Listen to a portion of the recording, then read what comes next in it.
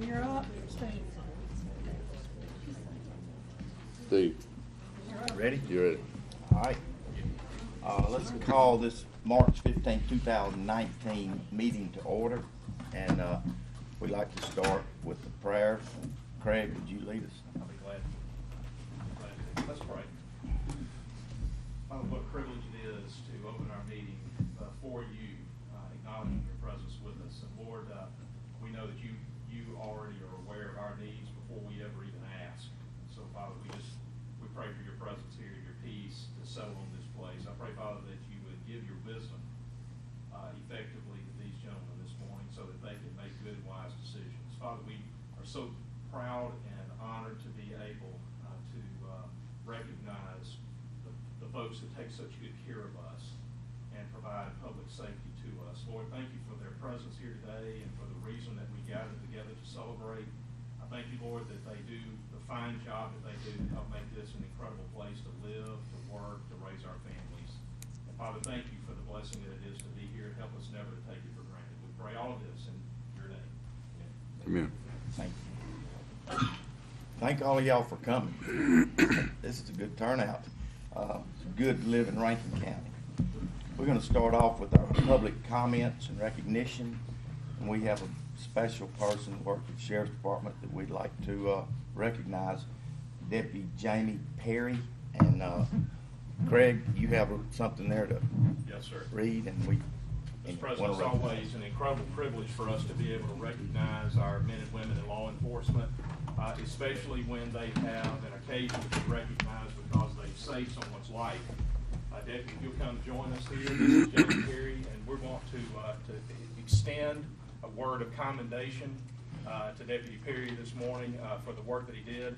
I have a resolution here that I'm going to read before you this morning that explains why we are going through this ceremony, and that is well deserved. Whereas the Rankin County Board of Supervisors has consistently recognized that our county's law enforcement under the direction of Sheriff Brian Bailey is a vital component of what makes Rankin County a desirable and a safe place to live and raise a family.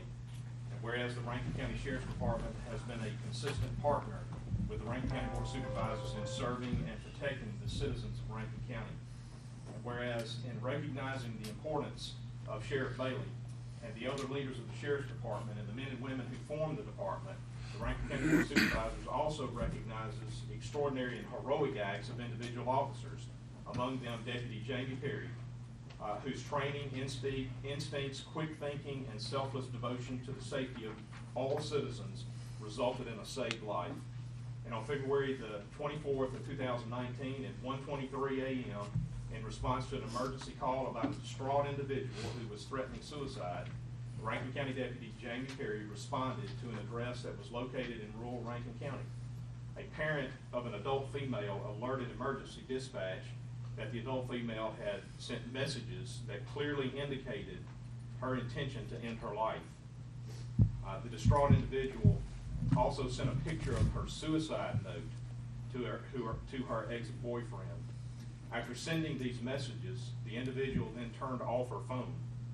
Deputy Perry quickly arrived on scene and attempted unsuccessfully to make contact with this lady. Under the circumstances and recognizing the potential for irreparable harm, Deputy Perry was authorized to force entry into the residence. Deputy Perry's trainer told him to quickly clear the residence and locate the female. Deputy Perry found this young lady in the garage. She had hung herself from the garage door mount by an extension cord. Deputy Perry instinctively lifted the female and held her full weight suspended above the ground and kept her there until medical personnel arrived on scene. With the assistance of medical personnel, Deputy Perry freed the young lady and she regained consciousness. The young lady was transported to UNC for medical treatment. Due to Deputy Perry's quick response and recognition of the severity of the emergency, this person was able to live to see another day. Deputy Perry is a consummate professional and a true public servant who does not hesitate to act when called upon. Now, therefore, it's resolved by the Rankin County Board of Supervisors, we congratulate and commend Rankin County Sheriff, the men and women of the Sheriff's Department, and especially Deputy Jamie Perry for their dedicated service to the citizens of Rankin County. Deputy Perry is a fine example of the quality of men and women selected by our sheriff and his leadership to serve and protect our citizens each and every day. their willingness to place themselves in harm's way or answer the call in emergency situations makes Rankin County safer and a more desirable place to live, work, and raise our families. That's resolved the 15th day of March and signed by all the supervisors and the chancery clerk. We're exceedingly proud to be able to tell you thank you for what you did.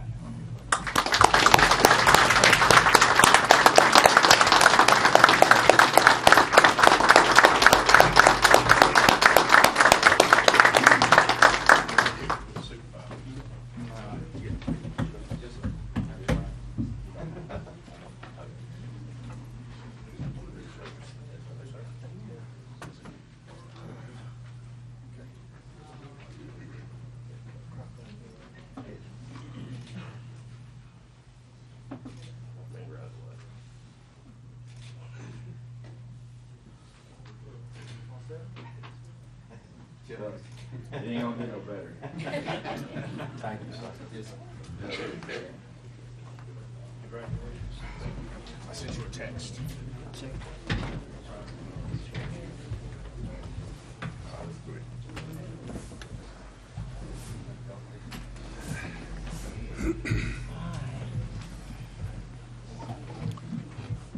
The hard one top.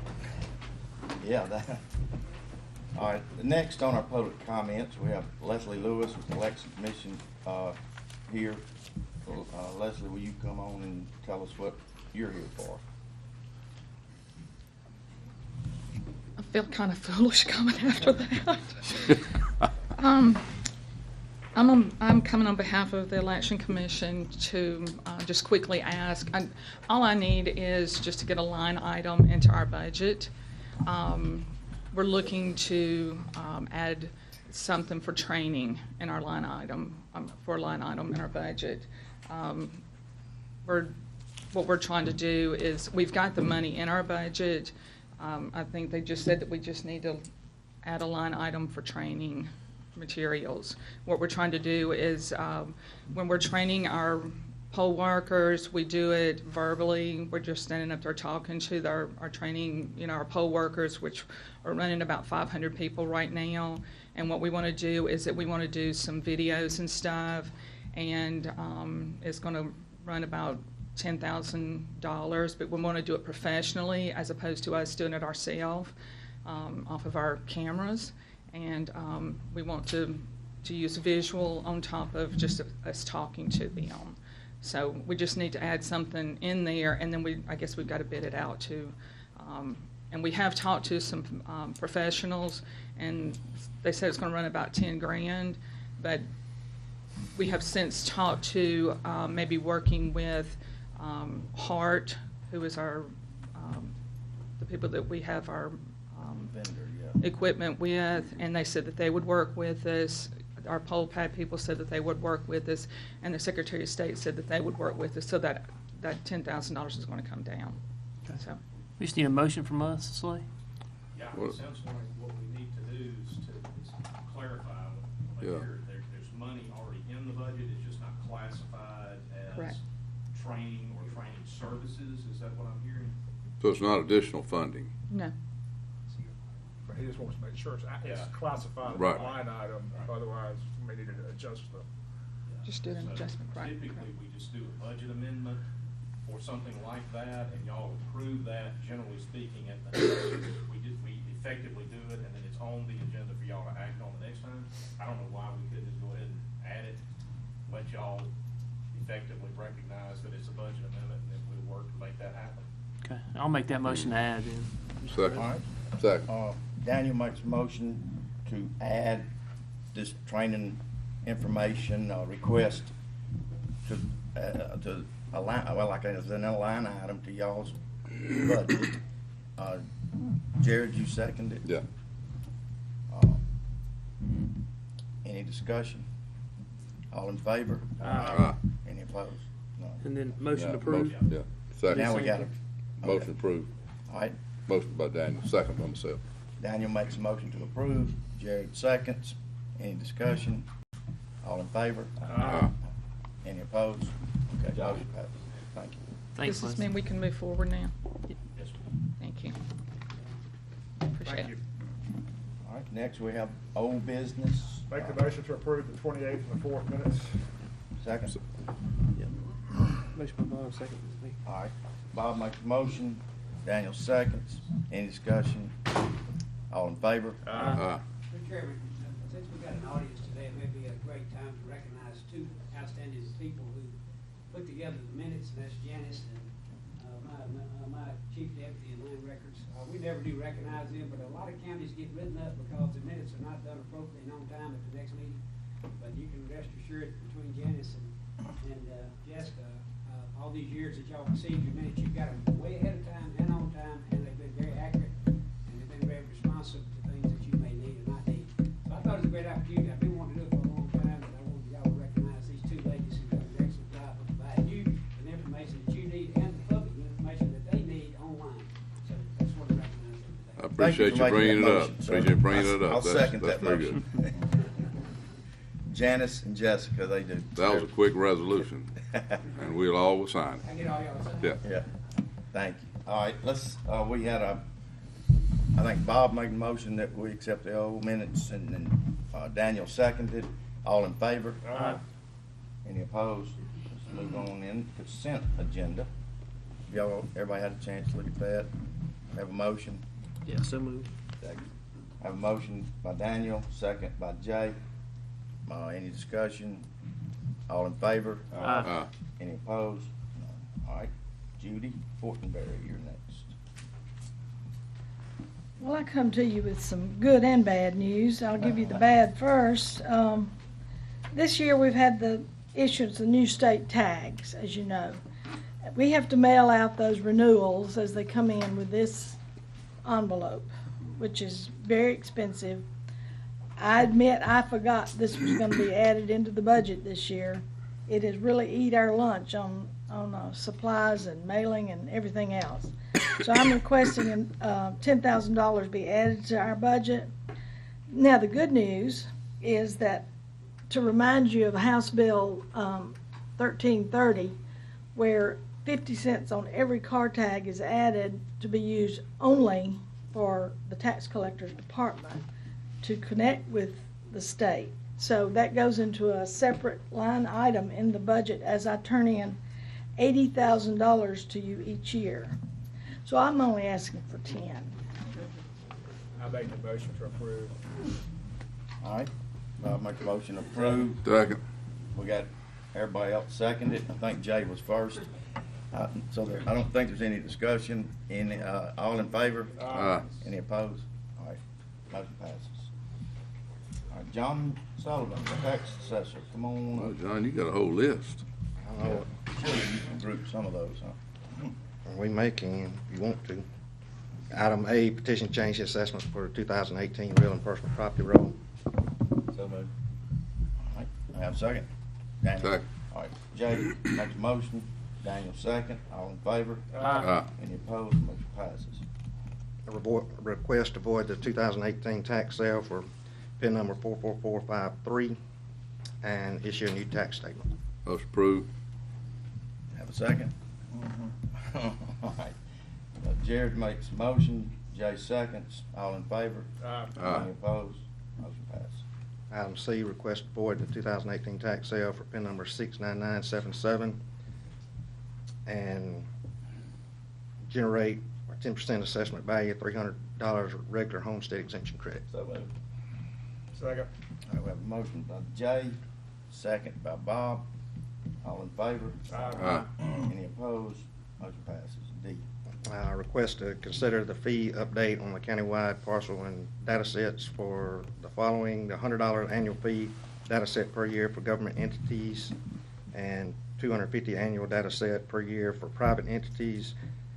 All other customized data sets will remain at a half a cent and for government entities and 1 cent for private entities. Motion approved. Huh? How many do we have that we're giving information to? Every municipality is, All of them? What and about- Brandon's wanting more than, I mean, they're wanting 2 or 3 a year as they change. What about the private? There's I know some. energy's considered, I'm guessing they're Yeah, one of them. we're getting, I mean, it's not a huge revenue source, but it does cover expenses. I wonder if that's enough. You know, I'd rather charge private folks, a little more money, personally. I can do whatever you like. How often do you update it? Every for year. them? But anytime they change, they'll have the current changes. And we're day-to-day on the deeds and maps. I know y'all update it throughout the year, but when, do they make just one request a year for it, or do you Now, there's some that constantly ask- pushing it out? Constantly pushing it. Huh? Constantly. Constantly pushing it out? I don't know, I'm kind of like Jay, I mean, the government side, they already paid the taxes and paying for it, but on the private side, I would like to see a little bit higher, if we're constantly pushing that data out to them. If it's $250 annually and they constantly, You know, 500 sounds good to me. yeah. Yep. I'll get something done and Is we'll. that not a good idea? I mean, are you gonna catch a lot of flack for it? Okay. I'm not worried about flag. Alright. I'll make the motion, we change keep it $100 for government entities and change it to $500 for private entities. And I guess the second one down there, $0.50 per parcel, is that still, the 1%, is that still a reasonably good number, or do you think it could stand some movement? We could go to 2 cents. Hmm? Go to 2 cents. The bottom one down there. Mm-hmm, yeah.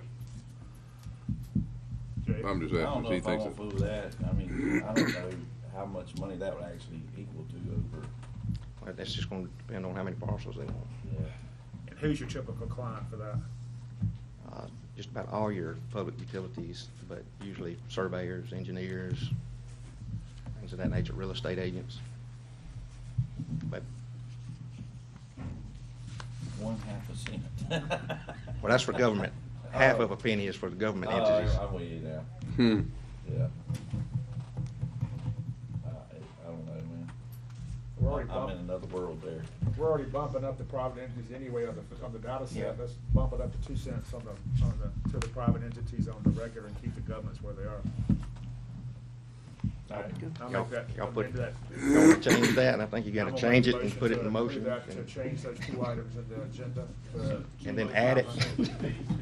To authorize the agenda item before you with a modification with an amendment to go to $500 on the countywide data set for private and go to 2 cents on the private per parcel.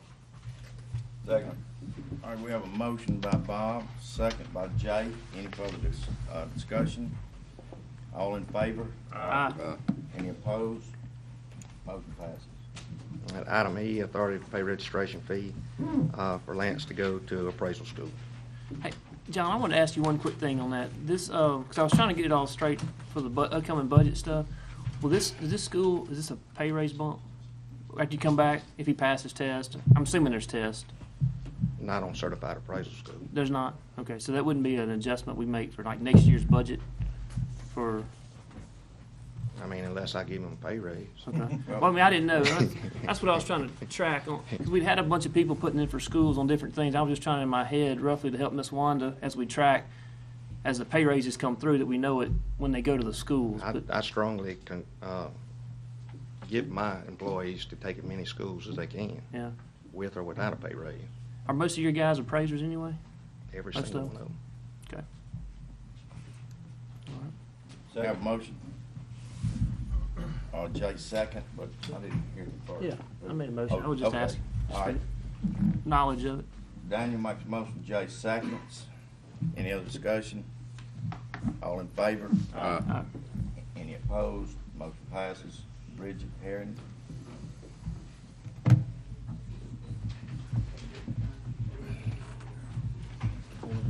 Good morning. Morning. I have, my first item this morning is I'm requesting approval of a copier contract with Southern Duplicating for the tax assessor's office. So moved. I have a motion by Jay. Second. Yeah. Bob second. Any further discussion? All in favor? Aye. Any opposed? Motion passes. B. And my second item, I'm requesting authority to advertise term bids for the unit system for bridge installation and precast bridge components. So moved. Second. Jay make a motion, Bob seconds. Any other discussion? Is this for semi-annual or annual? How long are we doing these? These will be annual. We'll Okay. do just like we did the ones we did opened in December, 12 months with an option to renew it for an additional 12 months. Okay. Any other discussion? All in favor? Aye. Any opposed? Motion passes. Thank you. All right, Mr. Parker. Thank you, Bridget.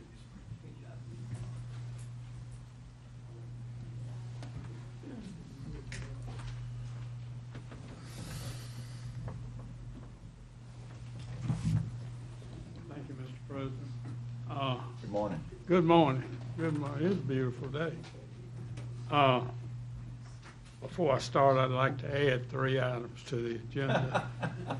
Well, I just want to, Before you start, huh? yes, sir, before I start, those items are He's not playing.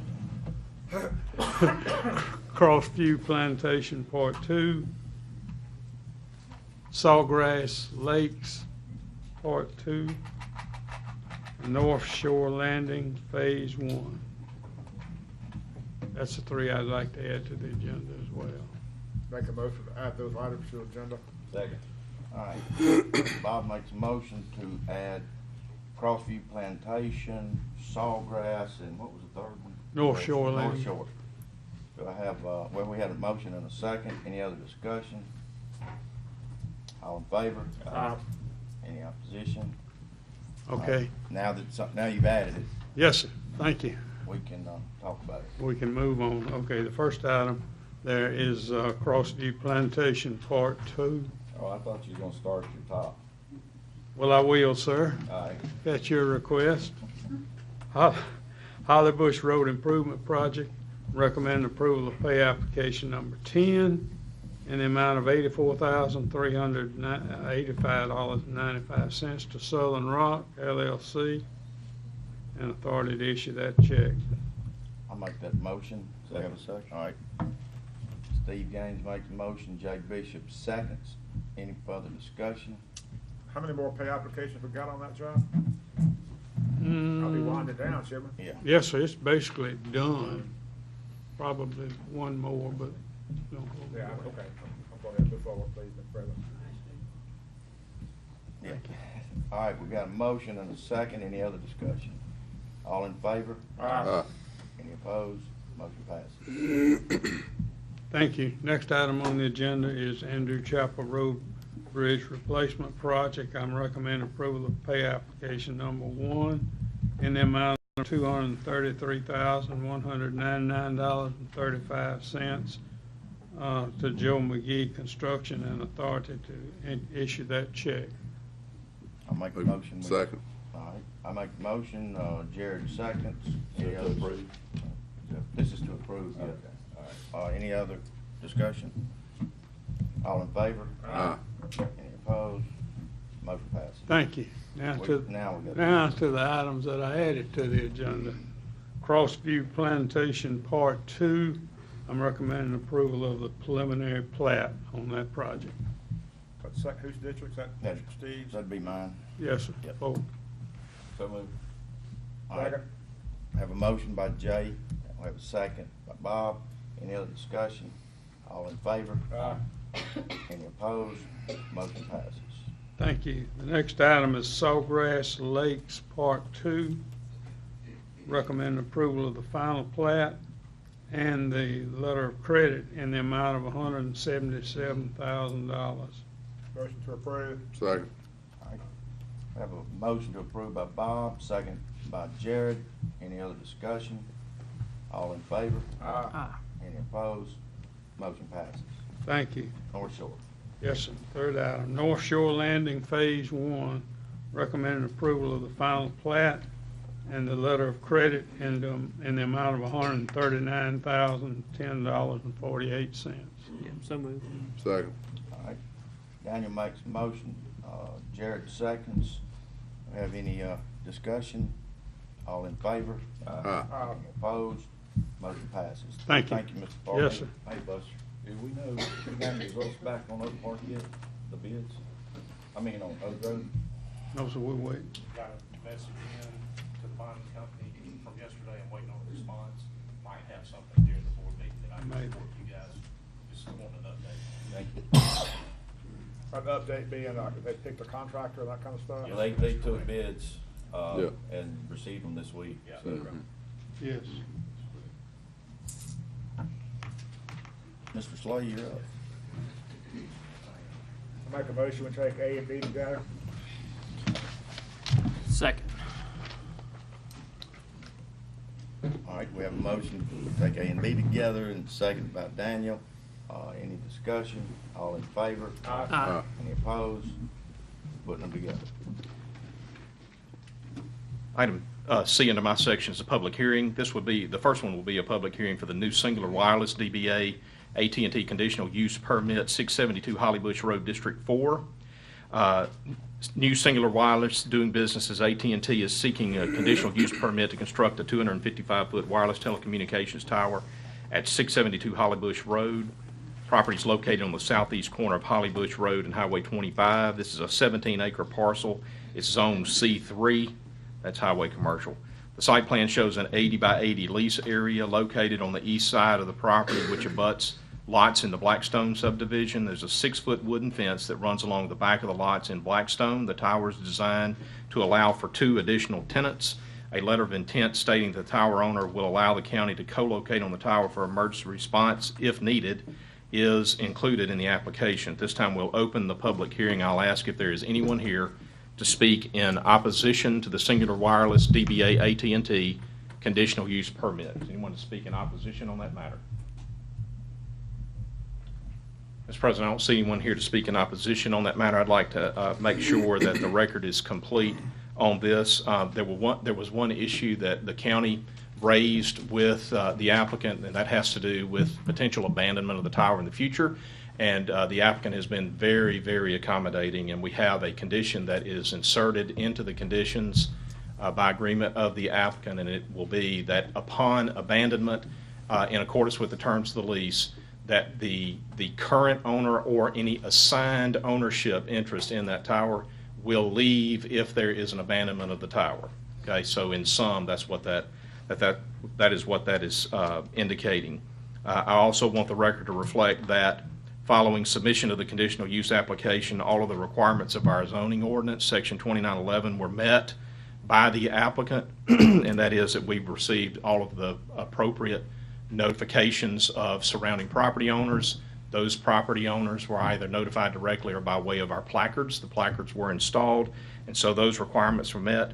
The conditional use application that was submitted adequately and appropriately meets all of the requirements of section 2905.01 of our zoning ordinance, which means that it meets all of the findings that are necessary by this board, such as the matters of ingress and egress to the property have been addressed satisfactorily in the application. Any parking issues, if any, with respect to this site have been adequately addressed. There won't be any garbage collection at this site, obviously. There won't be any, other than the utilities that serve the tower itself, any issues of utility access have been appropriately addressed. And as referenced in the write-up, screening and buffering has already been appropriately addressed. And so it's the opinion of the Planning Commission and of our Community Development and your board attorney that all requirements of the application have been met. It'd be appropriate to take action. Have a motion? Mr. President, I have one quick question. This is one of those monopoles, right? No, sir, this is a guy wire. This is a guy wire installation. It's, I guess it's about a 5-acre footprint. Is that right, Andy? Yeah, it's actually 80 by 80. It'll all be in that compound. Okay. It's a self-support tower. Will not have the guide wires. Oh, it's no guide wire? Yeah, self-support tower, no guide wire. Because guide wire, you gotta have like 2 acres. Exactly. You gotta have some land. Okay, that's what I was sure. No, I got it. We're good. You mentioned that we would be able to locate our equipment. Yes. Co-locate. You didn't say if there would be a fee to go along with that. I don't know that we necessarily addressed that. I think I was operating on the assumption we wouldn't have to pay. Somebody made that so. No fee for that. Thank you, Jay. Thank you for asking. Yeah.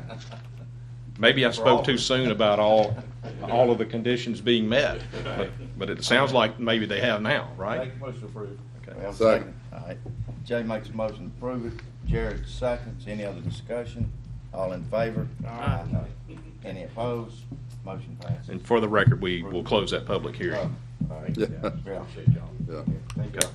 All right, the next item is a public hearing on the Daniel Sistrunk conditional use permit, Bibbs Road, District 3. Mr. Sistrunk is seeking a conditional use permit to operate a wedding and events venue on Bibbs Road. He owns a 20-acre parcel. It's zoned A1. Mr. Sistrunk is proposing construction of a 3,000 square foot building to be constructed from rough-cut lumber. The application lists proposed material for driveway and parking lot as washed gravel and crushed asphalt. Proposed hours of operation are Friday through Sunday from 10 a.m. to 10 p.m., and he wants to see if he can be approved for the conditional use before he obtains detailed drawings and moves forward with any other activity out there. Bibbs Road ends and then becomes private before you get to this property. At this time, we'll open that public hearing. I'll ask if there is anyone here to speak in opposition to the Daniel Sistrunk conditional use permit request. Anyone to speak in opposition on that matter?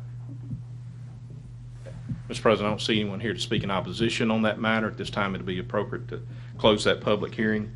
All of the requirements of Section 2911 of the zoning ordinance have been met. That's the public notice requirements. The application appears to contain adequate information such that it will meet Section 2905.01 of the Rankin County zoning ordinance. The issue of ingress and egress is of note, and that is that Mr. Sistrunk understands that the road that serves this piece of property, the portion of it, Bibbs Road, that is public, will not be enhanced or upgraded to provide for his operation whenever that comes online, and that portion of Bibbs Road that serves as access, ingress, and egress, he will have to take responsibility for, make it wide enough, sufficiently compacted in order to be able to access the property. He understands that. The issue of garbage collection, the issue of utilities, the issue of screening and buffering, and the issue of green space have been adequately addressed, and it appears that the use as proposed would be in compatibility with the surrounding property, inasmuch as this piece of property is well off of the public road. Okay, so at this time it'd be appropriate to take action. Mr. President, one quick question. Any others besides what Craig has mentioned, conditions? I think I'm going to ask Mr. Harrison, you get with this Mr. Sistrunk and y'all delineate for sure where Bibbs Road officially ends, the county, so there's no misunderstanding, thinking somebody's going to do this, that, or the other. So you'll do that just to make sure he's aware of where we officially end our maintenance. It's a little cloudy. I'll make the motion to approve. Second. We have a motion by Bob, second by Jared. Any other discussion? All in favor? Any opposed? Abstain. Okay. You got a wedding? Motion passes. Jay I just abstains. don't like the gravel parking lot. Okay. All right. For the record, we officially closed that public hearing. I think I did, but I want to make sure. Item E is the public hearing for the Bradley Morris Fleetway conditional use permit at 4136 Highway 471. This is a District 2 property. Mr. Morris, Fleetway is seeking a conditional use permit to construct a strip center at 4136 Highway 471. And again, this is a conditional use application, just for the record so that it's clear. He submitted a conceptual drawing showing a convenience store with gas pumps, restaurant, retail space, bait shop, and a car wash. He wants to see if he can be approved for this use before he obtains detailed drawings. Screening will be required on the south and east sides of the property where C2 commercial, the zoning here, abuts the RE1 zoning in the area. At the present time, Mr. Morris plans to allow MC trailer sales to locate in the existing building on the property until he moves forward with the development of this property. The building will be all brick and will look similar to the strip center that he built for Fleetway on Gluckstadt Road in Madison County. This time we'll open that public hearing, and this is the way I'd like to, I know that we have people here who are interested in this particular proceeding. I'm going to ask Mr. Morris to come forward and to provide you guys a statement with respect to his application, and then after that we will ask for those who may be speaking in opposition to the request to come forward to state their name and address for the record, and then to give a brief summation of their objection to the request. Okay? Mr. Morris? Good morning. Good morning.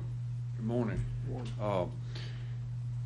I understand there's been some opposition to this project. First of all, I want to change the terminology of what I'm proposing. It's not technically a strip center. that was just what the conceptual showed, and I chose the wrong words. I understand there's been some resistance, but we want to construct something that's in line with the community, that is consistent with the area out there in the country. We want to build more of a country store, something that we think would be attractive and that would be pleasing to the community. We do want to do it in phases, and we understand there needs to be buffering, and I have no problem with that. I've talked with one of the residents that's closest to the property and assured her that we would do screening, as you said, and buffering, so we're not going to need to use all of the property, but we're primarily along in 43. That's where we want to face the project. We know that there's homes, residential back on 471, and we want to provide screening on that side. So the store will face primarily Highway 43, the whole facility will. That's the way it's designed, and as far as the design of it, the colors and stuff, I'm open to public comment about that, and want to do something that's, like I said, that's pleasing to the community. So that's my thoughts. That's my where my feelings are. How many actual stores or retail offices are you planning on having? Well, we want to do the main convenience store, then an eating and a restaurant with it, and then right now only one more retail space to lease out, and that Will may it all be under one roof? Or? Yes, yeah. So primarily, like the one we did in Gluckstadt, we have our store and our restaurant is built together, and then we lease space to a Subway there, and that's it. There will be no truck diesel for trucks. We're not. I mean, we'll have diesel, but we're not. It's not a truck stop per se. We're not. Right. That's not what we're doing. Mr. Morris, do you mind addressing, we had I had several discussions with people on traffic and stuff like that. You'd mentioned to me on a few things on entrances and stuff like that, and as far as conversations with MDOT Right. on that type of thing. Would you mind Okay. adding on that a little bit? Yeah, I know that that's a concern also that's been raised, and a traffic impact study will be done.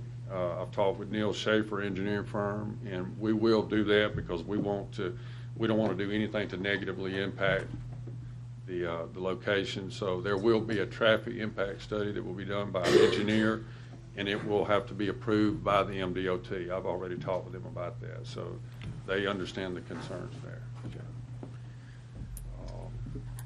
I know that area is growing out there with residents, and I'm sure if this does get approved, you're gonna have a lighting issue.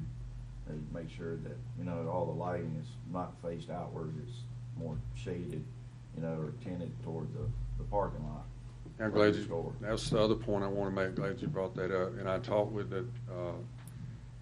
the residents that's most close to the property right behind it, and showed her a drawing of the back of the building we did at Gluckstadt that addresses that. It's very, very tinted lighting, low-key lighting, no large light poles shining, toward a home or anything like that.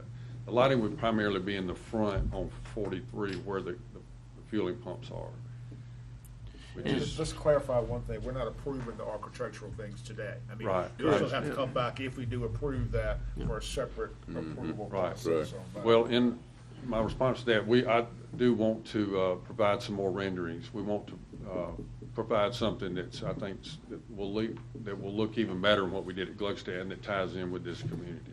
So. Hours of operation. Well, that's the last thing I wanted to ask was hours of operation. Your thoughts on that?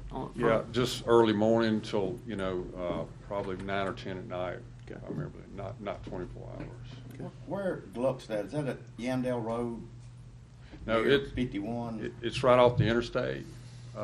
It's at the address is 1227 Gluckstadt Road. It's right off the interstate. When you get off the interstate, you go right.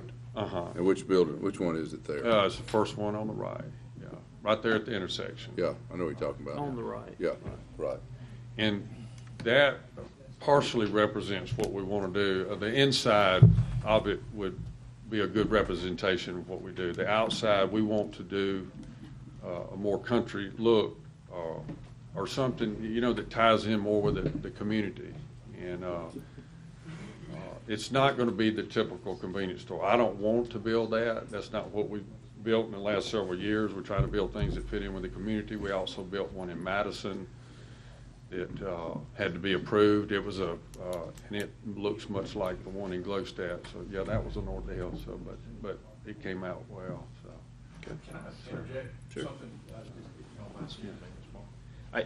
It sounds like with Mr. Morris's statement, Mr. President, that he intends to provide additional renderings. I just wanted to point out that as a part of the original application that was submitted, there was much discussion, especially at the Planning Commission stage, that we would want a brick exterior. And what I'm hearing is that at this stage, we're not sure exactly what this exterior is going to ultimately end up looking like. And so I think we're premature as we sit here today to address this adequately at the conditional use stage, because I suspect that this board is going to want to introduce conditions that indicate what the exterior ultimately will be. And my understanding is that we're at a point now where we probably need to have discussions with the community members about exactly what it's going to look like. Or even if it's going to exist. Well, and I think that to that point, it may be, again, it goes to the issue of being premature. I don't want to put us in a situation where we prevent folks that would like to speak from doing so. But my thought would be that if the position of the board is that we need to pass this and reset it, that it may be best for folks to simply wait and hold their comments until after we have something more concrete before us for consideration. I don't know, they came this far today. If they feel like they want to wait and hear more, they don't have to speak. If they feel like I can't come back, I had to take off and I'm here, I'd like them to have that. Can I informally take the temperature of the board and ask, would it be the position of the board this morning, more than likely, that we would want to table this, that we would want to pass on this and not make a decision today? I'd like to, we need some more time, I think. Okay. I mean, I'm in agreement with you on He that. doesn't know, we don't know exactly. He wants to, I think what you're saying, he has a rendering or something that's really different, maybe clearer to them. Give everybody time to have conversations. They may speak today, but I think they're probably going to for sure want to know tomorrow, next time too. So if I may, with that understanding, is there anyone understanding that the board intends to pass on this matter today? Is there anyone that would like to step forward now and speak in opposition to this matter? Okay, you'll come forward, please. State your name and address.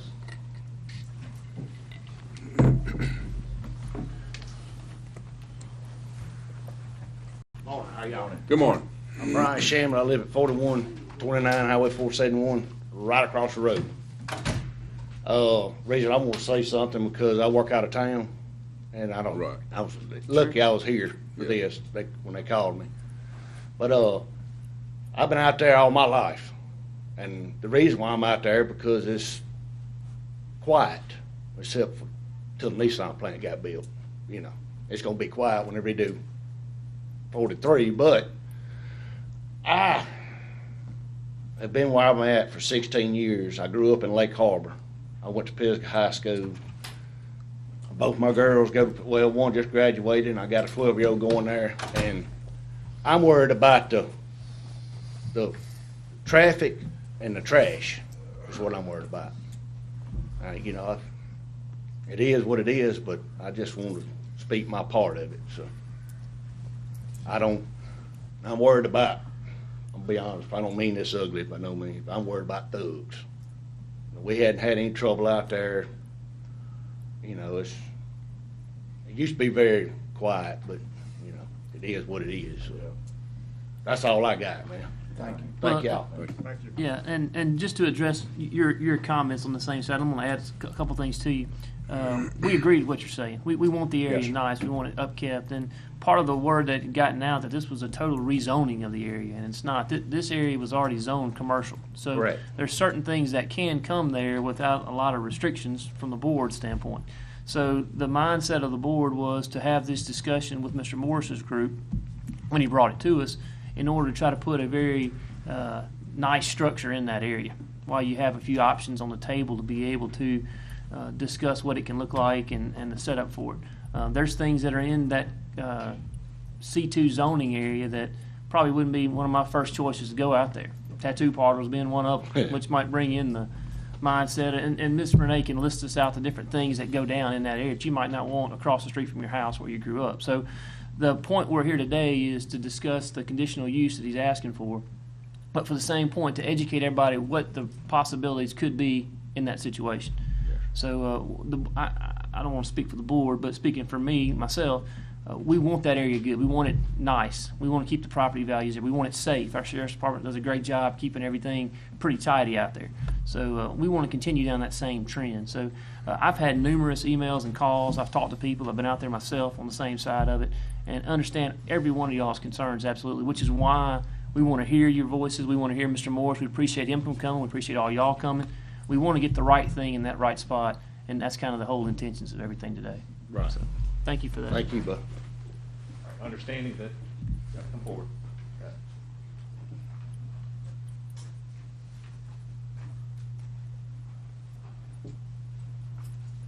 Morning. Thomas Long, 103 Pleasant Harbor. We're subdivision on 43 side. I understand that it's a commercial, I get that, and the only thing that worries me is creating an atmosphere for a loitering situation. Sure. That's what bothers me. In our neighborhood, there's 7 kids from about 8 to about 10 that they roam the neighborhood.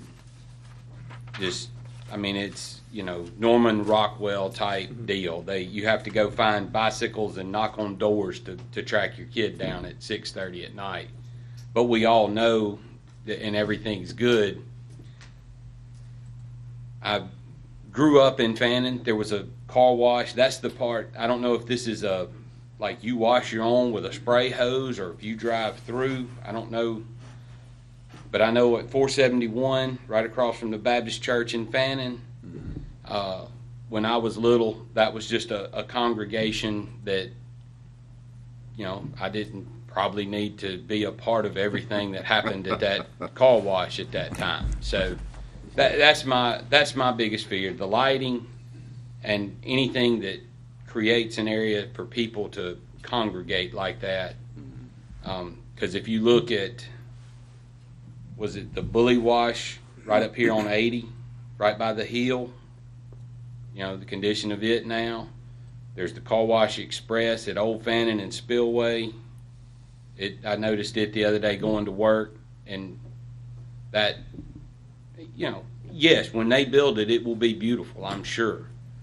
My fear is 8-10 years from now, what's it going to look like? Sure. So that's, if it passes, and if y'all do it, I would just ask that it be restrictive enough that, we look at some of those things and understand that this is not a 6-acre tract out off Highway 43. I mean, there's a neighborhood, and this fella's got these houses right here sandwiched in. That would, I guess, be. I have now voiced my concern, so y'all can do with it what you will. But thank you for your Thank comments. you. Thank you very much. Thank you. Thank y'all. Anyone else that feels like they need to speak at this point? Anyone? Please come forward. Yeah, please come forward. It's not the car wash, is it? Name and address. It's a drive-through bar. Okay. My name is Crystal Martin. I live at 4134 Highway 471. I'm the adjacent property to the one that we're proposing today. And I have had the opportunity to talk to Mr. Morris twice about kind of what he says it's not his concept, but it was originally the previous landowner's concept that he presented. I do think that it's not ready to be developed. I think that we need to hear more about what his new plan is. It would be great if it does go through that it is something that fits into our community. Safety is the biggest concern. I'm not a good public speaker, so I'm shaking, so sorry Doing about well.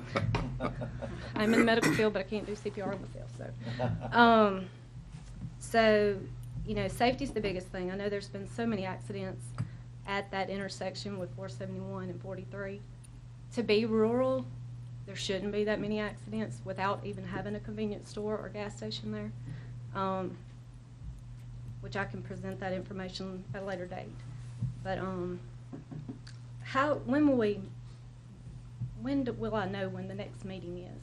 The board hasn't acted yet, but my suspicion would be that we're gonna pass this probably for at least 30 days.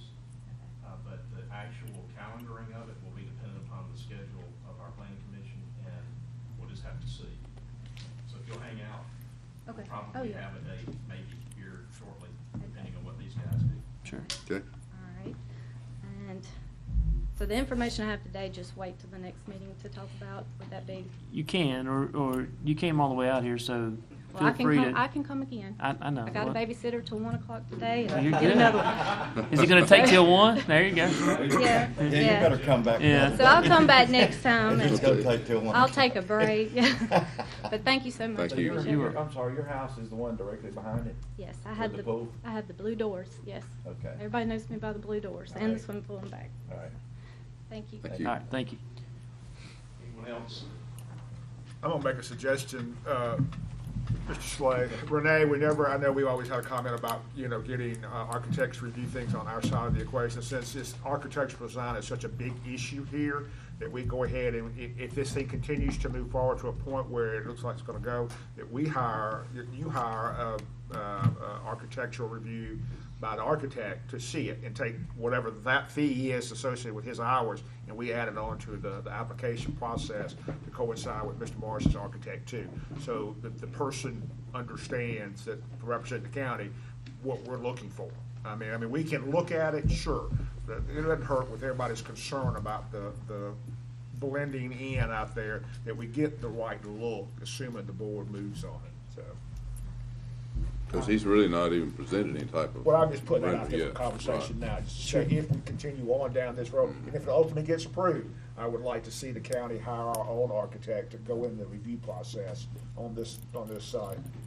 You know, I don't want the man to have to spend a lot of money for nothing, because That's right, I'm just saying, we have to approve it, yeah, and I'm just saying, if we approve it and move forward, because he's got to come back for architectural review anyway, you know, down the road, if it gets approved. All right. One thing I was going to ask, Ms. Renee, do you mind just running through what goes in the C2 zoning classification for me? The way I understand it, if he said, I don't really want gasoline selling outside, under C2, he could have a car wash there. Is that right? Well, those things are done as a conditional use Yes, permit. right. The But- conditional use, C2 is a retail area. Yep. Even a convenience store is retail, but he's having to ask for it because the convenience stores are specifically listed as a conditional use in the C2 zone. They're allowed outright in the C3. If we don't want, if we say we just cannot stand this, and I understand what they're saying, the car wash, people driving there and turn the music up and back in the car or whatever, and it's pretty close quarters with other homes. Can we, I mean, that's saying we move forward. I'm not sure, sir. Can we say we're not having a car wash? Yeah, but I'm not, Under what that type of condition, car just wash don't has give he them a got? conditional use for that, right? This board has the authority, under its zoning ordinance, in the context of conditional use, to utilize any conditions that this board believes are in the interest of the community or the members of the public as it relates to public health, safety, and welfare. Okay. Very broad, very open for consideration of pretty much any fact. And it's by design, because not every property that is the subject of a conditional use request, Steve, is going to be like every other property. And so you have to take these application by application to determine what conditions are appropriate for a given piece of property. And what makes this site unique is that it's bordered by 2 state highways.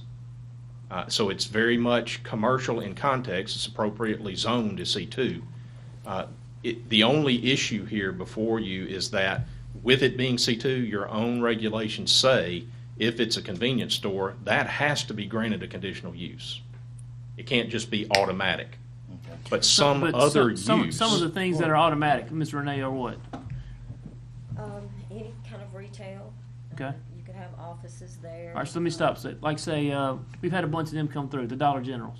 They would fit He could put a there. Dollar General right there, and the board can talk about architecture review and what we want it to look like and things like that. But that doesn't require. A conditional use. Right, so that could get, all right, so go ahead. You could have a vet clinic, pet shop. It does allow for shopping centers, as long as there's 3 acres there. A child care facility could go there, and then you have a lot of things that could be done as a conditional use, other things. Which is where we're at now, with the On the gas convenience station, stuff store. like that. Okay. It's clearly, Because it's, of- I was just gonna The say, car it's wash, not though. because of the gas. Okay. I think it's just because Convenience. of the nature of a convenience store. Okay. Maybe that they have later hours and, you know, some of the other things that affect. Sure. one thing that helps me to distinguish C3 from C2, a simple way to think it through. Generally in C2, you're not going to be allowed outside storage, okay, in a C2. And so the vast majority of times, you guys are being asked to consider conditional uses for purposes that include outside storage, generally. So that's going to trigger the C2 requirement. In this particular case, the fuel stands are not going to be considered outside storage. Those are just a component part of the retail offering. But it's good to know that we do have the ability to place conditions on that use. That's why our ordinance is structured that way, because not every C2 use is going to fit perfectly into something that's already zoned C2, and y'all need to be able to evaluate where we stand. So these folks have a place at the table to come and to give input into this. But in like manner, I think Daniel's wise to point out on the front end that because it's already zoned C2, there is great limitation on this board to suggest that something that is retail oriented is not going to come. You just don't have that authority or that ability. We simply need to condition what is going to be there. And generally speaking, what that includes for members of the community is, because it's already zone C2, we need to be at the table to try to address how we can make this the most compatible that we can make it for the community. Okay? So I think it's appropriate to close that public hearing unless you guys have additional questions. Somebody else wants to say. Somebody else have one? You don't? Okay. Yeah, Mr. Morris would like to make one additional statement if we may. Come on.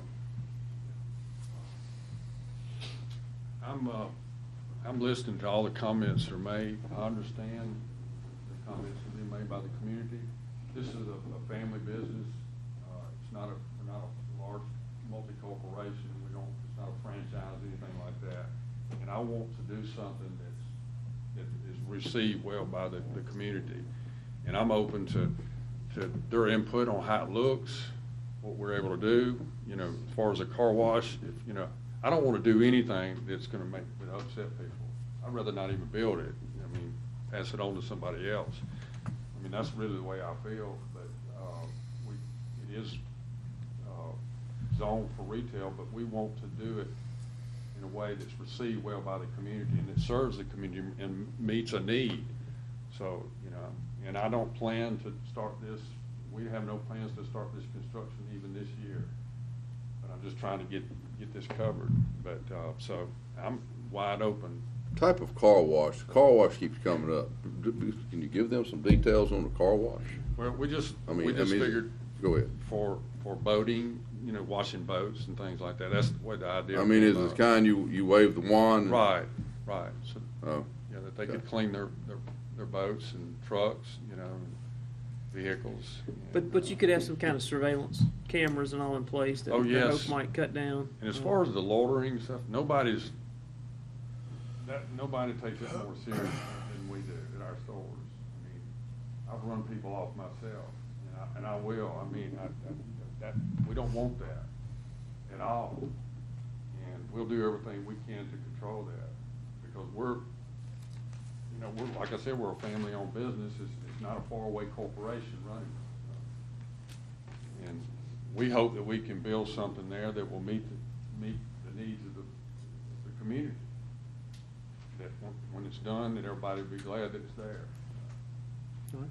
That's my ultimate goal, so. Thank you, Mr. Morse, for coming in. Any other questions from you guys? If there's no other questions, then we would close that public hearing. Mr. President, it'd be appropriate for whatever action the board intends to take to be taken now. I'd like to make the motion that we table this for the next 30 days to keep reevaluating the situation with Mr. Morris and the community out there to be sure we get the right decision in place. And get a clearer picture of what actually being built there. Sure. Do we need to go back and open the hearing and keep it open for the next 30 days as we come back to another meeting, or you? No, sir. We're going to set it off. The record's going to reflect that you took no action other than tabling action, and so we'll come back and have another public hearing. And we're going to do that. I believe we have a meeting on April the 15th. Do we not, Ms. Janice? I can provide some more renderings. That would be helpful. I mean, that's a concern. That's a concern. I mean, I'm like Jay, I don't want you to spend a lot of money out there and all the board doesn't do anything. But I think that's a concern of a lot of the group in here. So whatever you could do, willing to do, you know. But you're okay if we set that far. Do we know what our next meeting is? It's on a Monday, April 15th, on a Monday. Craig, April 15th. We have April 15th is the day we're going to do our recognition for people helping us get that airport bill passed. So I know at 9:30 we need to be ready to do that and recess. We can do, so we could next- move we may this wanna to do this May. later in the day or another day altogether. We can do it in May. Let's do the first of May, or the first meeting in May. More than likely, it would be best. May 6th is the first meeting in May. Okay. Does everybody hear that? May the 6th.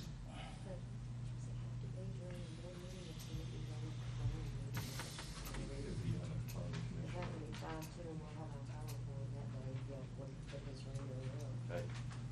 So that'd be April 25. That'd be 5 too.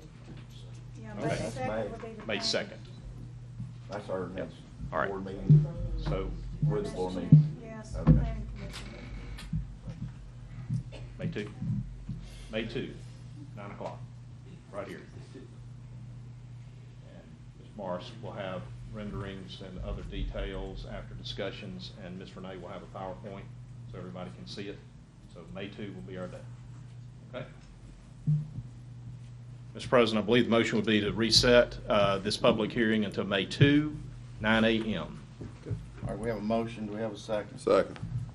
All right, Daniel makes a motion, Jared seconds. Any further discussion? Well, really, we discussed it all day. All in favor of resetting this? Any opposed? All right, motion passed to reset it to May 2nd. All right. Mr. President, next item under my section, with your permission, we'll move ahead, is to acknowledge Y'all receipt. can leave now. Thank y'all for coming. Thank you. Item G under my section is to acknowledge receipt of the official AT&T project plan for implementation of the upgrade to our E911, that was too many ones, system to Viper 5.1, Power 911 6.4. You guys have already approved the arrangement with AT&T back in September. This is the implementation of the actual plan that you've already approved, so we're simply acknowledging receipt of that on the record. So moved. Second. Have a motion by Bob, second by Jared. Any further discussion? All in favor? Aye. Any opposed? Motion passes. Let's move on. Next item under my section, Mr. President, is item H. It's discussion of and potential action to authorize the execution of a proposed interlocal agreement between Rankin County. It's actually a memorandum of understanding. That's my fault. I mischaracterized that. Between Rankin County and Keep the Res Beautiful, which is a charitable organization qualified under our Internal Revenue Code 501c3, for adding one part-time position for an inspector that is assigned to the Office of Community Development to be assigned to inspect best management practices pursuant to stormwater regulations associated with residential construction in the Rankin County segment of the Pearl River watershed. This is the reservoir area that does not include PRV. All costs associated with the part-time position will be reimbursed by Keep the Res Beautiful using federal grant funds that have been awarded to that entity. There will be no cost to Rankin County resulting from the conducting of the interlocal agreement. The part-time position, the cost of which is being paid through the grant funds made available to Keep the Res Beautiful, will be terminated in the event grant funding is no longer available to Keep the Res Beautiful. So that's the big picture. Keep the Res Beautiful is here represented today by Ms. Janine May. What we have seen, the purpose for this agreement is that the Ross Barnett Reservoir frequently has issues of siltation. We see that consistently. They spend a monumental amount, they being PRV, spends a monumental amount of money to dredge the reservoir, especially those areas that are entering out of and attenuated to Mill Creek. We see this constantly. And so the continuing residential development in that area is a contributor to the siltation issue. And so the thought process is, using the federal grant money that they've been awarded, have an additional set of eyes and ears on the ground assigned to Renee to oversee and to watch areas of residential construction, just to make sure that the stormwater controls meet the best management practices. Yep. The idea would be that they would report that it can be stayed on top of and inspected. The grant funding will be used to pay for that position. Now, I can get the details of the position if you like, but that's the big picture. I have a couple questions, actually, believe it or not. Good morning. How are y'all? One, I'd like to know how this person's going to help us, because I know a good bit of this area is actually in PRV that we don't have control of. Yeah, sure. Ms. Janine. This funding is coming through USDA Natural Resources Conservation Service, the agency I retired from 34 years. This is Nancy McGee. She's also retired from the Gulf Restoration Network, BP, USDA, NRCS, 30-something years. Lynn Porter is the other one that's not here today that helped. Thankfully, Craig, Renee, Laura, we've been working on this since last October. And I want to thank the county. This is my Rankin County. I was brought here as a baby from St. Dominic's Hospital in 1952. I'm telling my age, Buster. But I love Rankin County and convinced my husband to move out here 20 years ago to that reservoir. He's almost left me a couple of times, Daniel. But I didn't realize what my father's will was when I moved out there working with NRCS, Steve. It's about natural resources. And so it's in my blood, just like it's in your blood to be supervisors and elected officials. So I never had a dream that we would do this with Keep the Res Beautiful, because we get our grant money from Waste Management back here, Keep America Beautiful. We are about water quality. We're the only affiliate in America out of 600 with Keep America Beautiful that focuses on a 33,000-acre reservoir that supplies the city of Jackson its water and flows to the Gulf. And so we've been working with litter control with y'all last summer, clean sweeps. Janice Dindy and I have worked together, I'm not going to say how many years ago.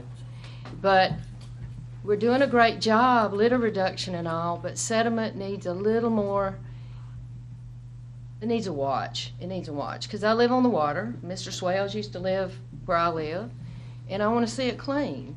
You know, it's in my blood. I just can't. And we've worked with y'all on the Mill Creek watershed team in the beginning, didn't we, Mr. Parker? So now we want to take it to the next level and help y'all. I'm for construction. I'm for new people moving in around me, and I hope they help take care of me when I'm 80. You know, and so we want to work with you. And USDA kept pushing me. Y'all are already doing the work, Janine. You're doing the water quality issues. We're focused on water quality. We're a national award-winning group. Awards don't mean anything to me. I want the work done like it should be done to protect our watershed. It's a beautiful place to live. We have more and more people move. We've got over 29,000 now, don't we? Well over. And Muddy Mill Creek just remains Muddy Mill Creek. And I've been working with Daniel. I don't work for the federal government anymore. I want to help him get federal funding for Mill Creek. And if the good Lord's willing, because this is my father's world, not mine, it's going to happen maybe through this caveat. So NRCS said, Janine, your group, Nancy's on board as our business manager. Honestly, I didn't want to do this for a year, but we're doing it. We're blessed to bless y'all with this money to help out. Jay, they'll be working over there in your area because you go up, Wood Brown, you know, I mean, Wood was initially, you know, I asked Wood for some money when we first came on in 2011, and he kind of snickered a little bit. Well, I wish, maybe Wood's watching over us today because we're going to give money to y'all. Who is And going to be over supervisor? Is it gonna be Renee's? Renee. Renee's office, yeah. And, Who's gonna put a man, where's the man coming from? We gotta find it. We gotta find an additional inspector, and that's kind of the We've had challenge of the several deal, people yeah. that are retired from NRCS and county positions, and they are already skilled in this. They're retired, wanting to help, but it was going to affect their PERS retirement. They were county employees. We just, we got a new 300 home development going in on the North Shore right now, not on PRV property. John Sigmund's on our board. I asked John, do you want another building inspector? Johnny Seamers is doing a great job with PRV. If we need one, honey, I'll try to get the money to put them on PRV too. But John said, I think we need it more in the county. We're all working together. I mean, I helped y'all with the Reservoir Community District when it was formed. It's beautifully working in my own neighborhood to reduce blight. Renee knows me well. This money is coming from NRCS. We're the only affiliate that's ever gotten this money. They don't know what to do with us, because mostly it's small farming groups that get this money, dealing with more minorities and anything in the not the disability call, but what am I trying to say, Nancy? Non-discrimination clause. A lot of people get this money for high tunnels, for farming, for raising goats. We've got people, so this money's a little different, and NRCS is proud to give it to us, and it was my dream to help the county, so we came and asked, what do y'all need? Because y'all, sometimes in the past you said we don't have enough inspectors. What does DEQ say? And we're all working together on this in a positive way. So we hope that person will go out and look, say, there's a little issue out here. They don't have the silt fences in the ground. There's straw wattles aren't in front of and Renee's going to tell them what to do, aren't you, Renee? Go out there and do it. One quick question. Go forward. Mr. Slay, other than the financial aspect, what is our liability in this position? So the MOU addresses any potential liability. Let's think through a couple of thoughts that have made their way into the MOU. In other words, thinking ahead of time of some of these kinds of issues, having someone come on and work through Renee's office, understand they'll be under her purview. The MOU is designed to be reimbursable from Keep the Res Beautiful, so they will be a contract employee through the county. Understand that. They will be paid through the county. Anything that we incur that would be either the hourly fee component of the work or mileage or a PERS effect, if any, although there are limitations in the MOU to keep it to 64 hours per month, there should be no triggering of any PERS responsibility, but you never know with PERS, so we built it in here. If there's anything that gets triggered, additional liability exposure that we may have, the premium associated with that, adding that person under that component part of insurance will have to be reimbursed. If there's any issue with workers' comp, we have to pay more in workers' comp premium. Keep the Res Beautiful has to reimburse the county for that expense. If there is any liability associated with the work, Keep the Res Beautiful is required to indemnify and defend the county from any of that liability. So it's all built into the agreement to try to cover any unexpected expense that we may incur and any unexpected liability that we may incur. Those have both been dealt with in the context of the agreement and agreed to. If there's any liability associated with maintaining the grant, documenting that the grant was handled appropriately, that's all on Keep the Res Beautiful. Keep the Res Beautiful. That's there. So I think we've structured it to accommodate those kinds of questions. I'm satisfied that the limitations are appropriate, that it won't trigger a PERS responsibility, at least as insofar as we understand what they are today. And I'm satisfied also that it will be helpful, an extra set of eyes and ears to help us with stormwater management practices primarily in that area. So there you go. So really the only other issue is that we're calling it a one-man show, unfortunately, and I think that that's because there is a limitation on the amount of grant funds that's currently available to Keep the Res Beautiful. If somehow they acquire additional grant funding, the MOU allows for up to one additional person to be added as long as they have the money to fund it. What about a vehicle? Yeah. No vehicle at all. The MOU prohibits. They have to use their own vehicle, and there is a mileage component built in that Keep the Res Beautiful has to pay. They have to use their own vehicle. No county benefits, no health insurance, no leave time, no sick leave, no disability, no life insurance. Everything that a normal county employee would be entitled to as an employee is not available to this individual. So if he was to have an accident, we're completely clear because it's his own vehicle. That's correct. If he has an accident. Even though he's basically working for us. That's correct. Well, it's still, Yeah. If he has an accident while operating under this MOU, how it would look is the county would be responsible. Keep the Res Beautiful would be responsible to indemnify the county. yeah, I want to make a couple comments real quick, and then I'll be brief. But my hat's off to Miss Janine. She works tirelessly for the Keep Reservoir Beautiful Foundation, for the reservoir area, for all of our community. She spearheaded this thing since I decided 4 years ago to run for office. She's been nipping at my ear the whole time. She's now That's how you got elected, huh? She's the one. She's the one, without a question. But the part of that was she's built me a vocabulary and helped identify a lot of these true concerns that are out there, and it's really a true issue we've got. So my hat's off to you and your group for that same thing, and I really appreciate you going and diving back up into this thing. I know where you want to be retired and drinking coffee all day. Now you got something else to do. But with that being said, I'm going to make the motion to authorize it. Second. All right, we have a motion to approve this by Daniel, second by Jared. Any further discussion? All for it? Aye. Any against? Thank you, Janine. Motion passes. So while Ms. Janine is here, I want to remind her and point out to each of you guys that this agreement, this MOU, terminates on December the 31st, 2019. It will have to be renewed. With the new board. And it will have to be renewed. And that will be obviously contingent upon the funding of the grant. Okay? Everybody clear on that? Yes, and I want you to understand it's not just about the reservoir, because NRCS asked us to work on the upper Pearl, so we're working with poultry farmers upriver in Carthage. We're working on the reservoir, and we're working all the way to the Gulf Coast. We're working with some offices down there in Hancock County that we used to work with. They've got raw sewage running in the Jordan River, and they want our help to Look, have they some got public plenty of meetings. money down there. I know. There's no doubt. But I want to tell you that Ain't it's that the about the truth? whole Pearl River watershed, and some of you are in that, all of you are in that watershed. Yeah. We're doing cleanups with Mayor Byram on the Pearl River. Ms. Jean, in this you want to real get a picture? cleanup there, You want to get a but picture with your check? Yes, we would. Let's do that. Thank y'all so much. All right. So you want to add one thing? Yes, last I'm thing. getting Bishop up. Move him around. Ms. Janine keeps bringing questions back up that I think need to be addressed. The individual who will be utilized under this MOU will not go outside Rankin County. Just making it clear on the record. Take the check off the holder.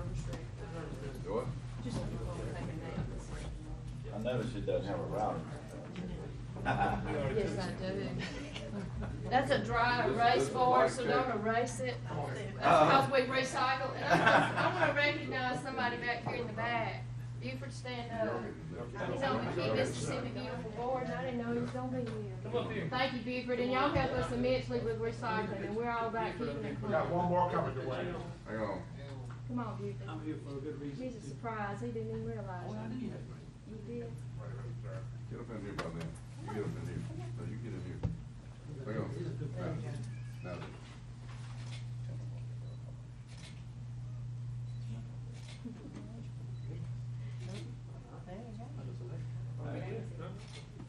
Thank y'all. We hope you take care of everything. NRCS, can you believe it?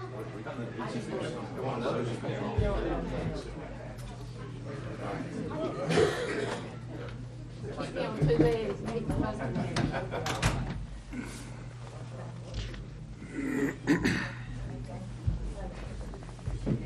This is my Rankin County. That's all.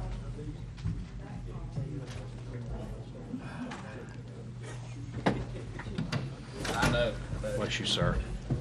Thank you. We still have a ways to go. Just to get through my section is going to take a Yeah, really. He got a chunk on his. He got a lot of. Huh? Oh, yeah. I'm already hot. All right, let's move.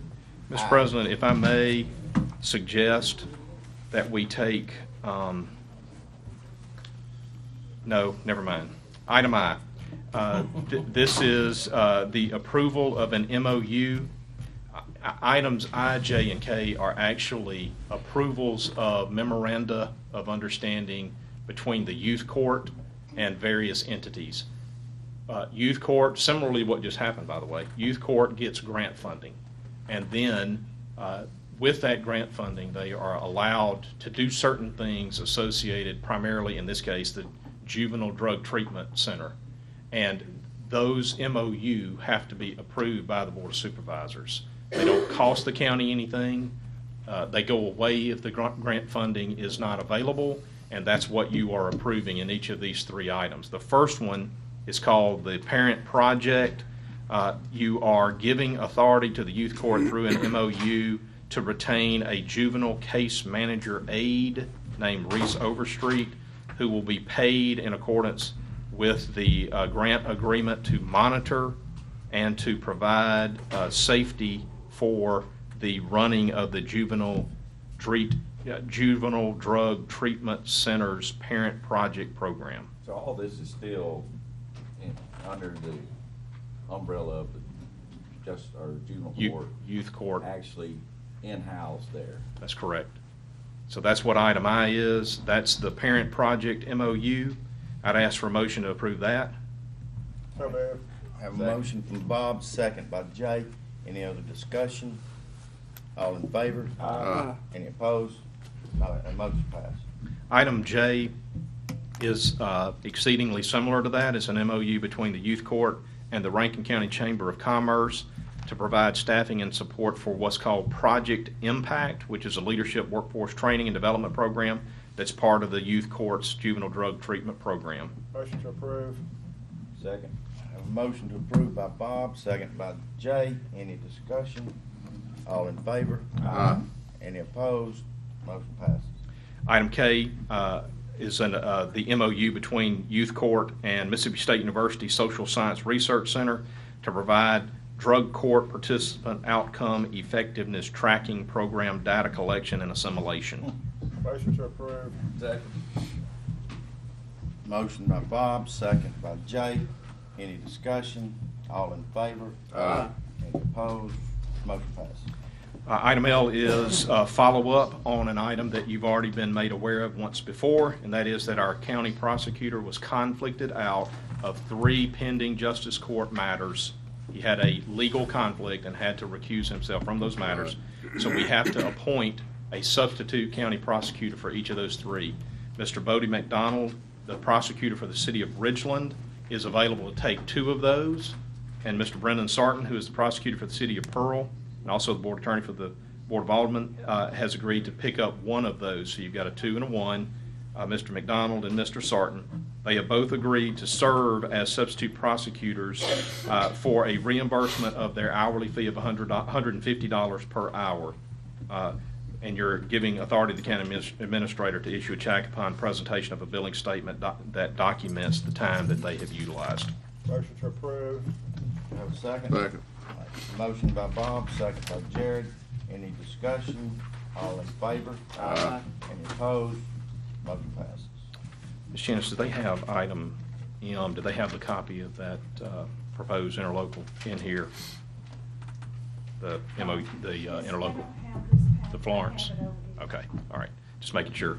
Item M is an action to approve an interlocal agreement and related documentation between Rankin County and the City of Florence to bring the residents of the City of Florence into the county's solid waste collection agreement with Waste Management for twice-weekly collection of household solid waste, and to action to authorize Waste Management Services to work with the City of Florence to determine property owners in the City of Florence whose properties will be served under the new interlocal agreement.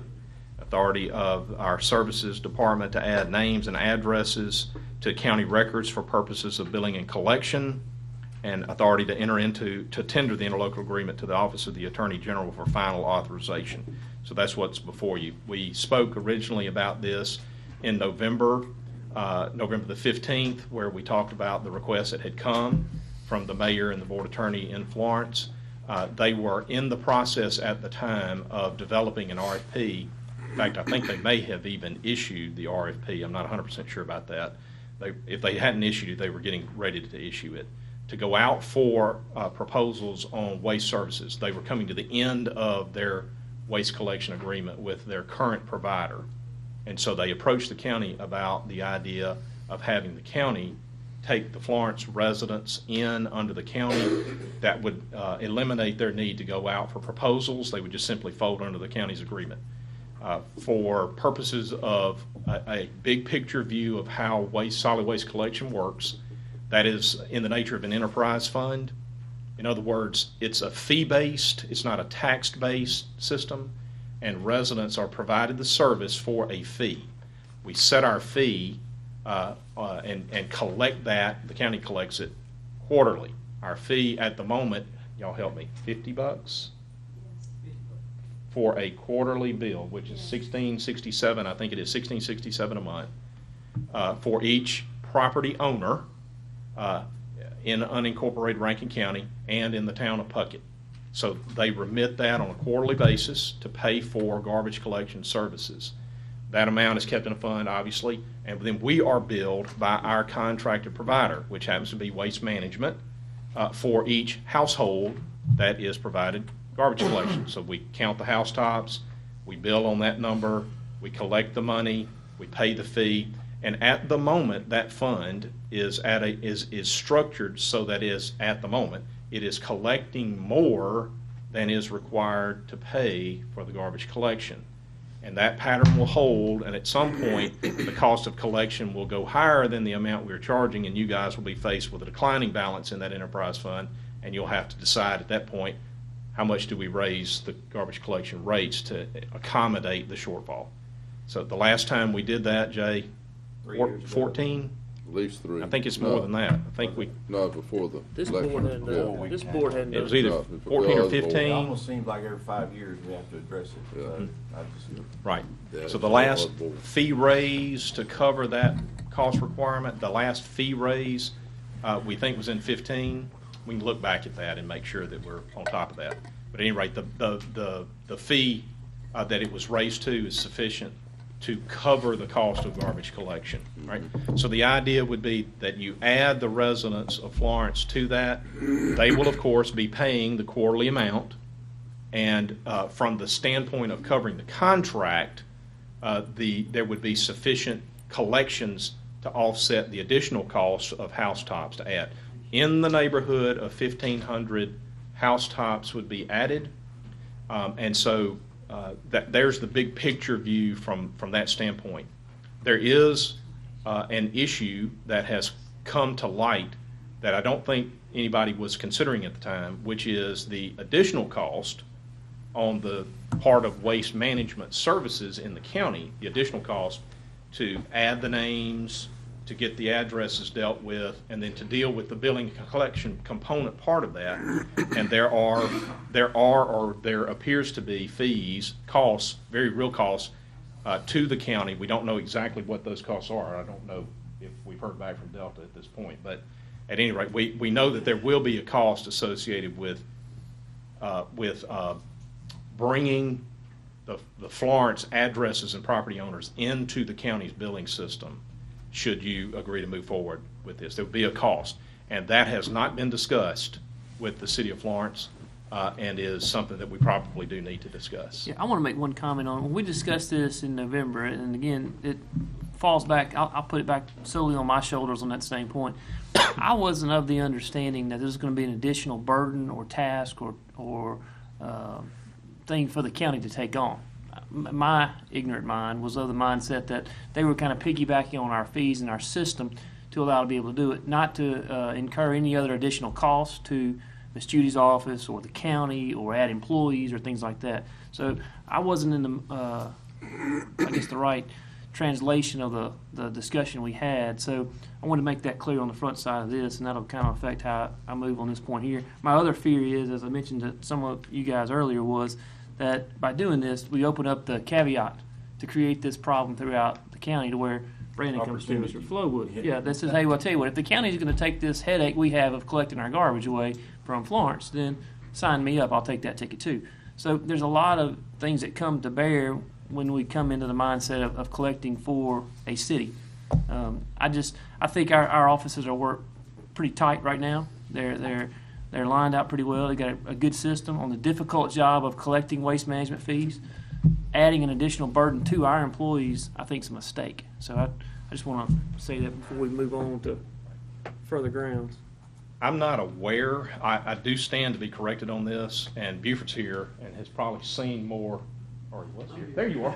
Yeah, my gosh. Heart palpitation there. He was over there. Yes, He was over there. yes. So I'm not aware, Buford may have seen this somewhere else. I'm not aware of how legally Florence can simply utilize the county's contract with waste management, just utilize our contract, essentially conscript it and bring it over to them and say, we're going to use this contract and we're going to do all of our own billing and collecting off of the basis of the contract. I think that would be viewed as nothing more than an inappropriate bypass of the bid law and would subject them to challenge, at least scrutiny, and more than likely challenge. Buford, are you aware of any scenario? Well, could we not do a memorandum of understanding, allow them to join in with our contract with the exception that they have to do their own billing and collecting? Yeah, so we could create an interlocal agreement. Right. Not an MOU in this case, since it's between governments. Paving, don't we? Sir? Don't we do something similar to that with blacktop or asphalt with the cities? We have an interlocal agreement. Where they get it the same yes, sir, cost. where Right. we comply with the bid law, Steve, Yep. and they utilize the pricing and the component part of that where we have essentially addressed all of those bidding component parts, and we allow them then to participate after we have done. The issue here is that they are not coming in at the same time that we are addressing the bid law. We've had our contract in place now we're in our renewal period. So we had a 3 and a 3 with renewal, and we're approaching our second year under our renewal. And so I don't know that it would pass, because we don't bid those very often, Steve. I don't know that it would pass muster for us to offer to Florence the opportunity to utilize our old bid pricing, our old contract. I think that would be construed as an obvious workaround of the bid law. Well, let me ask this: how come we can't come up with a figure, whatever? I think you touched on that, on what this is would cost. Because once it's in the system, I mean, correct me, I don't see where it's a real overload, additional work. Once it's in the system. You know, surely we can take on the work, but the issue here is, one, every resident of Florence for years and years has been paying one bill, and they go to town hall to pay it. So now they're either gonna have to pay it online or come to our county office to pay their bill. But that's their But that's their just fight. the smallest portion of it. Like Daniel said, we're opening a can of worms here. Yeah. Well, and then on top of that, I mean, I don't know the exact process that goes through on your end, but I would assume it's an additional workload. Is it, or can you address? I mean, one thing, as far as I know, nobody has contacted the 1,500 homes in Florence to say, oh, by the way, you're going from $120 a year to $200 a year, which may not be a lot for some people, but for some people it's a lot. So that 1,500 phone calls we'll get. The Richland office will be overloaded. so this costs the homeowners in Florence more money to take this route? Right. It's going to cost them more because they're They getting 2 have to pickups come to up. one, but they have contacted quite a few. So that's the reason they were asking, because we do a two time week. Twice weekly. And they were doing one, and they've done it some way where they're comfortable with that. But you know, That is comfortable. with the 2, but they wanted the 2. Well, you know, I'm with Daniel, you know, whenever they came and spoke to us, whenever I asked them were they gonna keep their tonnage separate, in my mind, that was them gonna build their own and everything's gonna be separate, just they were gonna operate under our contract. So why would they even wanna keep up with the tonnage separate if we're gonna pay the freight on everything? I don't know that. That would be a billing issue for waste management, because they then bill on the basis of tonnage. But I'm saying, So- though, they bill us for basic tonnage, but why would they keep Florence separate if we were gonna be paying it anyway? You know what I mean? Yeah, I see your point, So yes. whenever they said that, to me, that made me think It was they're their gonna own be paying deal. their own deal. It was their you own know? deal. So I'm sorry that we're in this position now, but I don't feel comfortable doing this at all. I wanna work with them to try to make this work. Is there no way we can do an interlocal to bring them into our contract and let them continue the billing? Can we do something, they don't have it a couple of weeks, they don't get garbage picked up. Is there something that we can do with Florence to where they still handle their bills and we study this to see how we can let them fall under a subcontract or whatever and just table it for 30 or 60 days while y'all work it out, the contract? And, I mean, it seems like the whole thing is, we don't mind picking their garbage up, and Waste Management does a great job with us, with them having the same thing we have, but they have to be a fee for us to do their work. Well, and I guess Judy maybe you can, if you don't mind, ad-libbing a little more on what it takes your office, if we were to go this route, what it would take your office to accommodate the city of Florence and now take over their billing. How do you do bucket? 2 days ago, I was presented the letter that Craig wrote that said, oh, by the way, you've got to add 1,500 accounts on the system in 2 weeks because they're gonna start collecting. I said, well, what do they collect? Well, they collect once a month. We collect quarterly. They collect, I don't know what theirs is, $10 a week, a month. Ours is 50 a quarter. Everything was different. You know, it's, personally, I was upset because I wasn't even notified at all that, oh yeah, by 2 weeks, you're gonna have to add all these people on.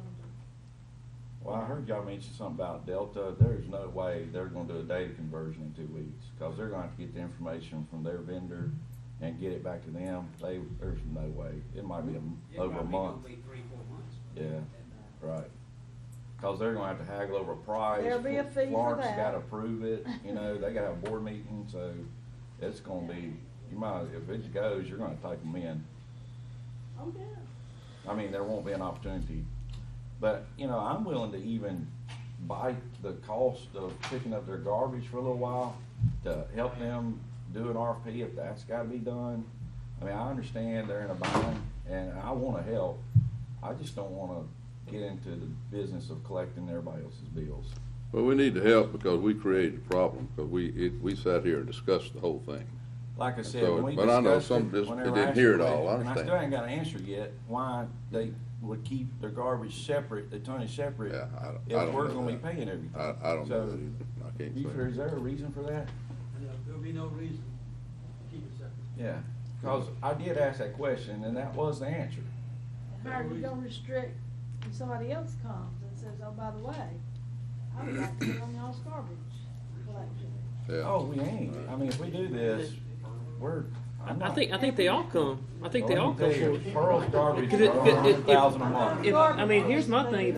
If I was the other cities and I've got a chance to get rid of Waste Management, not get rid of Waste Management, but get rid of the billing. No, I'm sorry about that, Mr. Butte. You understand what I'm saying? Get rid of the billing process and tack it on over here.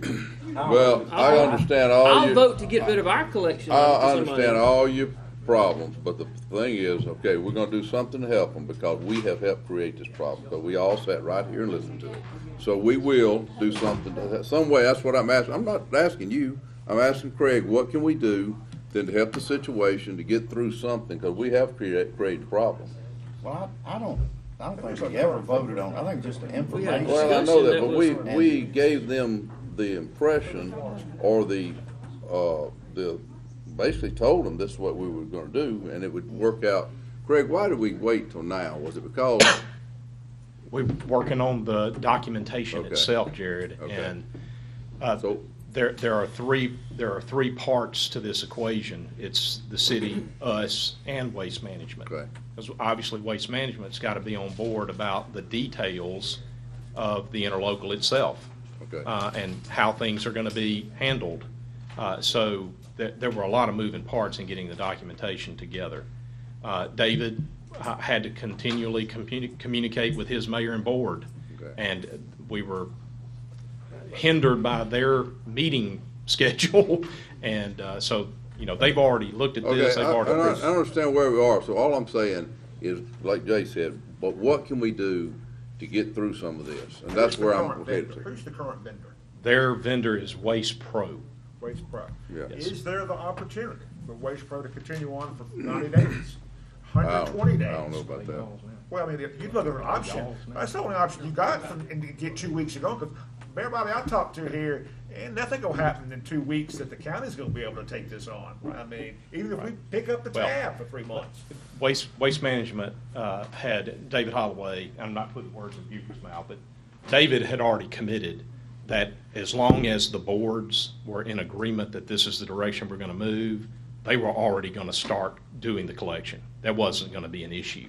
They weren't going to let anybody be without garbage collection. Right. So they had just simply taken that on as an additional responsibility, understanding that everything would ultimately get approved and that everything would get sorted out.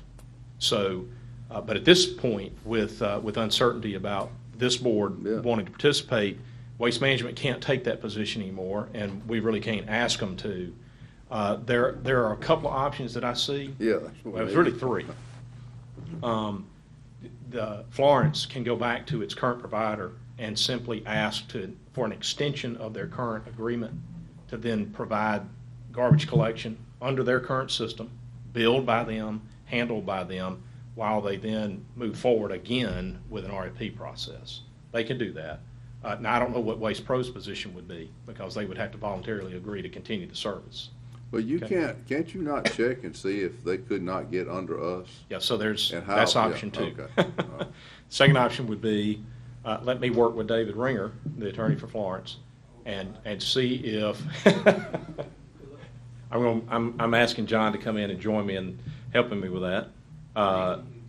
Yeah, so David and I will have to work to see if there's a way I just want that to we. remind our tax assessor, he's on the record over there. Yeah, we would have to come up with a essentially a research project or a study as to whether or not we could enter into an interlocal that would allow them to maintain their own billing. Okay, Well, that's what I think you need to let do. them maintain their billing. The interlocal would simply allow for us to coordinate with respect to garbage collection, that they would move on to the county's collection regimen under our contract with our provider. I'm telling you that I'm concerned, and I'm willing to say it on the record, that I am concerned that it would create a potential challenge. Well, let's just see. Okay? No, I mean, So you got that. And then the third option would be to do nothing and to Leave them hanging. take the brunt of all that involves. So I take it you can at least run the ground number one, or get Ringer to run around number one about seeing if Waste Pro will do for an additional 90 days. Yeah. And we would maybe pick up the difference between what the regular contract is and whatever additional Waste Pro thinks they're gonna be due because of undue process or whatever. I don't know, but just. You check the option 2 and see Yeah. any way. And there's a fourth option that I'll at least put on the table so that y'all will have it at your disposal in case it appears to be about the only way we can go, and that is for us to work with Waste Management under our contract to with a simple addendum to the contract for a short-term period of time to allow us to take responsibility for collecting Florence's solid waste while they are moving through their own RFP process. Well, how are they gonna bill? And again, let's say Waste Pro says we're out, we're done. Yeah. See ya. How would that bill though? Well, we would work with Waste Management to modify, short-term modify our contract to account for those additional housetops over a short-term period. And this board would simply authorize us to reimburse Waste Management for the cost of additional housetops outside of our current housetop count. So it wouldn't affect Judy at all? No, sir. That's It what would you be. don't want, so. I'm not opposed to that, but I do have one concern, is if they go to an RFP, having Waste Management's not the low bid. Yeah. Well, I mean, that's always going to be a possibility. I mean, but if that happens, then they still, at that point, they're going to turn over, go to another vendor. And Yes, sir. Right. That's Yep. just. Yeah. All right. Well, we sure should have Can- walked through this a little clearer back on the 15th of Can- November. Can We have Florence created a mess. reimburse us the amount of money that we're paying waste management? It's, Because we're not, are we gonna be able to collect that money for, how long is it gonna be before we're set up? Or whoever's set up? I like Florence collecting their own bill. I understand, completely understand. I'm looking for a stopgap way. Honestly, the idea of implementing some sort of 1,500 property owner billing regimen for a 90-day period or a 120-day period, Steve, seems like way too much work for what you're going to get out of it. Okay. Do we got to take action on this today? I guess my question is, the next meeting's when? No, we have to do something today. Their garbage pickup runs out when? April 1st? My understanding Or is that first of the they month? end services with Waste Pro on April 1. All right, so if we could get Waste Management to do this, and I would think it'd be fair, like what Bob said, we'll pick up the difference of what Waste Pro usually monthly bill is, and what the difference in Waste Management will pay that gap for a period of time till they can get their RFP done. I'm willing to do that.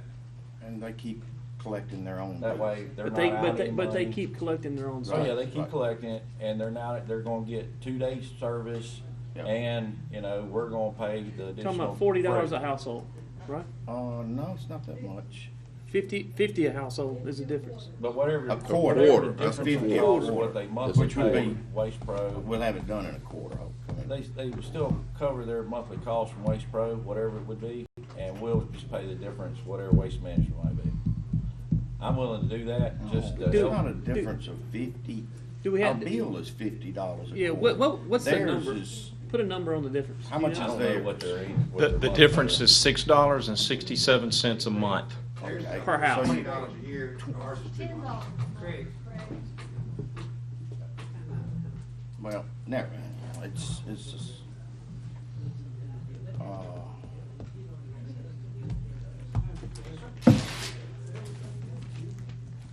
theirs is, they're paying 40, and our charge is 50, it's $10 a house Per per house. quarter. Yeah, per quarter. Not, Times Yeah, so- 1,500, what, $15,000. $15,000. Yeah, so maybe the way to handle it today, guys, what you're positioned right now to do, you have an agenda item that approves an interlocal that I've explained the structure of, which would be that we take over the billing, we add all the housetops, and that they would simply come under our regimen.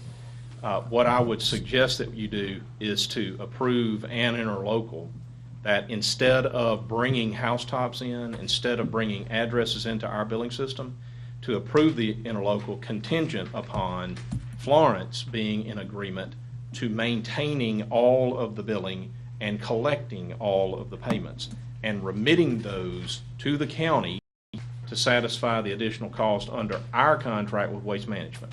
If we can get the interlocal structured so that they continue to handle the billing, they continue to handle the calls, they continue to deal with it as if it were them doing it, then the interlocal, if we can get the lawyers satisfied that it would. Let me ask this one other thing. Would it not be You okay with that? better to head down the route first off to see if would it not be better to head down the route the very first path or attempt to see if they can extend their Waste Pro or whatever it Yeah. is? To And I try think- that first to see if we can get the Yes. extension from the existing company they have. I'm willing to do the interlocal now, I as the way he Alright. said it. I think we ought to do that, or at least gonna be do down. this, approve it, But they in the can do that event on they their own, can't, maybe.